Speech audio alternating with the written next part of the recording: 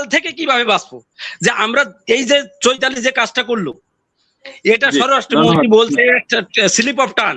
আমরা ক্লিয়ারলি দেখতে পাচ্ছি এটা দেশের বিরুদ্ধে ষড়যন্ত্র, কিন্তু এই দালালরা দেখতে পায় না।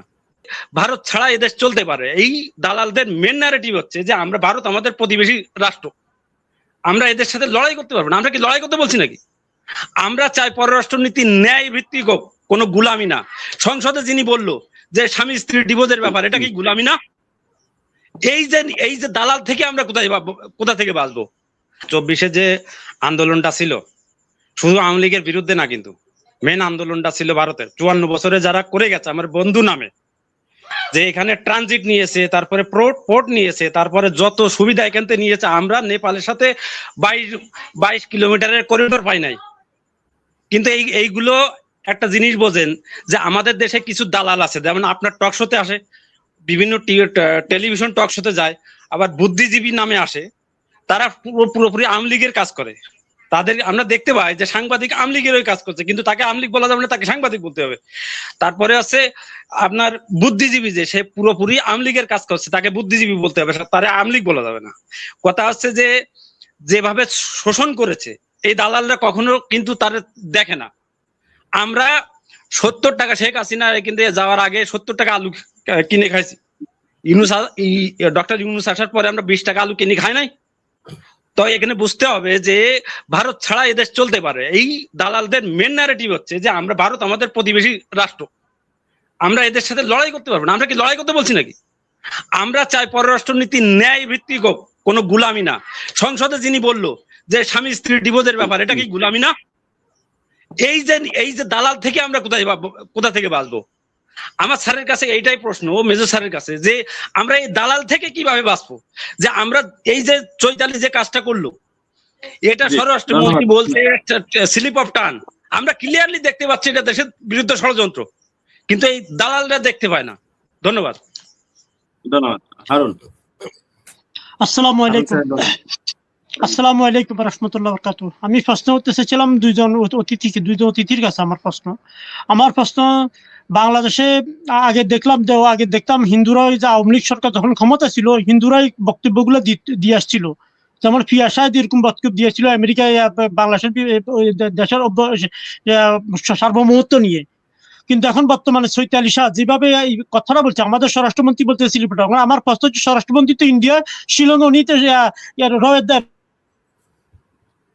দালাল হইয়া বাংলাদেশের স্বরাষ্ট্রমন্ত্রী হয়েছে। এখন বিএনপির এক নেতা বলে 12 সিধা বলিও দিচ্ছে স্বামী স্ত্রীর সম্পর্ক, মানে বিএনপি তো এখন বর্তমানে আওয়ামী লীগের রূপ ধারণ করতেছে।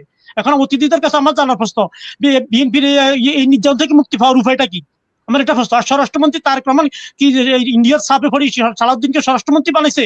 এটা আমার প্রশ্ন, এটা প্রশ্ন দিতে পারি, এটা প্রশ্ন, আর কিছু জানতে চাইছি না। সালাউদ্দিন সাহেব কেন এগুলো বলেন? ধন্যবাদ। আপনাকে। মিজান।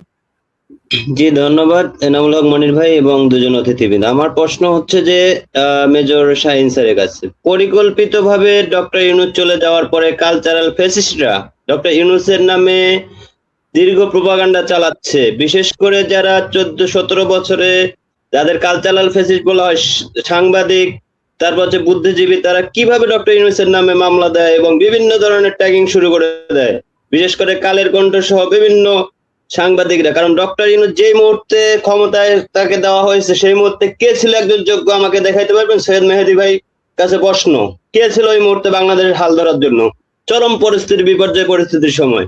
আর আপনারা এখন ডক্টর ইউনূসের কি গাইতেছেন? ডক্টর ইউনূস একাই কি করবে? আপনি হাত পা বেঁধে যখন আপনি সাঁতার কাটতে দিবেন একটা মানুষকে, তখন কি করবে আপনি? প্রতিটা পলিটিক্যাল পার্টি তাকে ভেটো দিয়েছে। সুতরাং ডক্টর ইউনূস যা করছে বাংলাদেশের জন্য, এটা ইতিহাসের স্বর্ণ অক্ষরে লেখা থাকবে। দ্বিতীয় প্রশ্ন হচ্ছে মেজর শাহিন স্যারের কাছে, যে আমাদের প্রধানমন্ত্রী যখন মালয়েশিয়া সফরে গেল, এটা কি সরাসরি চীনে যাওয়ার পরিকল্পনা ছিল, না ভারত এবং আমেরিকাকে বোঝানোর জন্য যে না আমি সরাসরি ইন্ডিয়া যাইনি, মানে চীনে যাইনি, আমি মালয়েশিয়ায় গেছি, সুতরাং মালয়েশিয়ার সম্পর্ক তো সবাই সাথে ভালো, যেন আমেরিকা এবং ভারত যেন বাংলাদেশ সরকারের প্রতি রাগ না করে, সেজন্য উনি কৌশলে মালয়েশিয়া থেকে চীনে সফরে গেছে? এটা কি আপনার ধারণা হয়? ধন্যবাদ। আসসালামু আলাইকুম। ধন্যবাদ মনির ভাইকে। আমার প্রশ্ন হচ্ছে সৈয়দ মাহাদি স্যারের কাছে।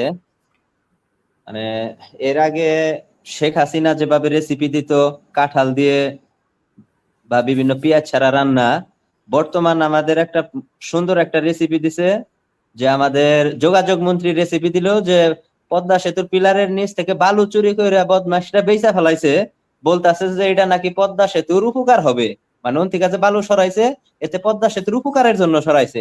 কি রেসিপিটা রে ভাই?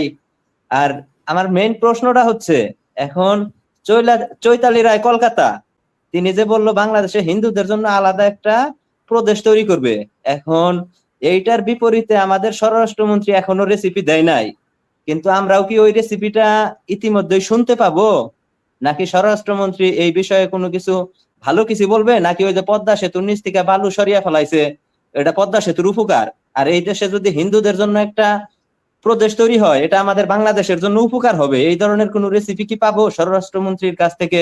শিলং সালাউদ্দিন সাহেব ভাই, আপনি একটু আলোচনা করবেন জি, যে এই ধরনের ধন্যবাদ। বক্তব্য দিতে পারি কিনা। জসিমউদ্দিন। আসসালামু আলাইকুম মনির ভাই, আপনাকে অসংখ্য ধন্যবাদ আমাকে যুক্ত করার জন্য। একটু সময় দিবেন দয়া করে। আমার প্রশ্ন মেজর শাহিন স্যারের কাছে। শাহিন স্যার, যেহেতু আপনি ডিফেন্সে ছিলেন, তো স্যালুট আপনাকে, আপনি ভিতরের খবরগুলো জানবেন। বিষয়টা হচ্ছে বাংলাদেশকে, বাংলাদেশের 54 বছরের ইতিহাসে বাংলাদেশের বিভিন্ন শ্রেণীতে আপনার ভারতীয় একটা শ্রেণী, পা চাটা কুকুর, মানে যাদেরকে ভারত ছেদ করে রেখেছে বিভিন্ন নামে, সেটা সুশীল হোক, সেটা মানে কালচারাল সাইড হোক, সেটা নৃত্য হোক, মানে যে কোনো সাইড থেকেই একটা শ্রেণী তারা সেট করে রেখেছে, যারা মানে বিভিন্ন আঙ্গিকে বাংলাদেশে মানে ভারতকে বড় রাষ্ট্র, অনেক শক্তিধর, অনেক ট্রেড আছে তাদের, ইত্যাদি ইত্যাদি, এগুলো দিয়ে আমাদের হীনমন্যতা বা আমাদের মন মানসিকতাকে ছোট করে রাখে।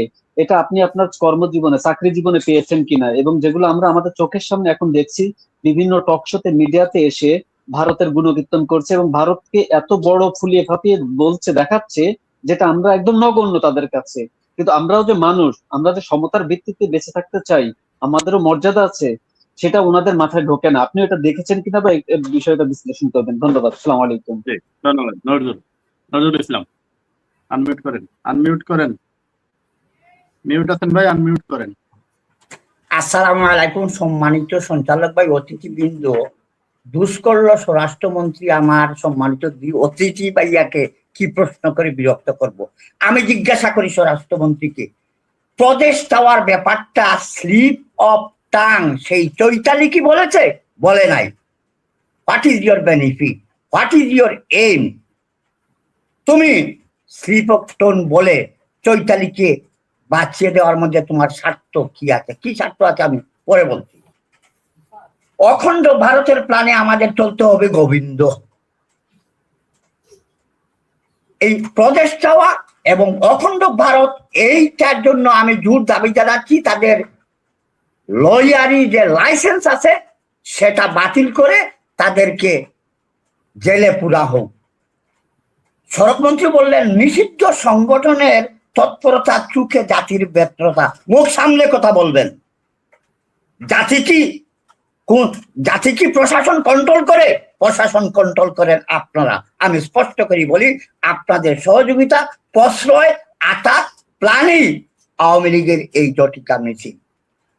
সংসদে জামাতের রাজনীতি বন্ধ করতে চান বিএনপির এক নেতা। সংসদে বিএনপি নেতাকে প্রশ্ন করি, করেন। আমি বললাম তর্কের খাতিরে রাজাকার, আসলে রাজাকার। তাহলে দুই, বিএনপি এবং আওয়ামী লীগ সেই জামাতকে নিয়ে বুট জুট আন্দোলন মিছিল সংসদ গঠন করার অপরাধে তুমি বিএনপি কেও নিষিদ্ধ করা উচিত। লাস্ট কথা হচ্ছে, উপস্থিতি আসসালামু আলাইকুম। আমরা বাংলাদেশে বসবাস করি, এটা আমাদের স্বদেশ। স্বদেশকে ভালোবাসা প্রতিটি মানুষের দায়িত্ব কর্তব্য। আর দায়িত্ব কর্তব্যের জায়গা থেকে শাহিন ভাইকে জিজ্ঞেস করবো, ভাই আমাদের তো একটা নির্দিষ্ট ভূখণ্ড আছে, একটা জনসমষ্টি আছে, একটা সরকার আছে। তো এই নির্দিষ্ট ভূখণ্ডের প্রধান উৎস হচ্ছে সার্বভৌমত্ব। যদি আমাদের সার্বভৌমত্ব এরকম বিকিয়ে যাওয়ার একটা প্রচেষ্টা করে রাজনীতিবিদদের তো আমি সবসময় মনে করি এরা ক্ষমতাধর, এদের ধর্মকর্ম বলতে কিছু নেই, এদের দেশপ্রেম বলতে কিছু নেই। তো পূর্বে থেকে আমরা 54 বছর থেকে যেটা দেখছি, এখনো যদি সেটাই বহাল থাকে, তাহলে বাংলাদেশের মানুষের করণীয় কি, আপনাদের করণীয় কি?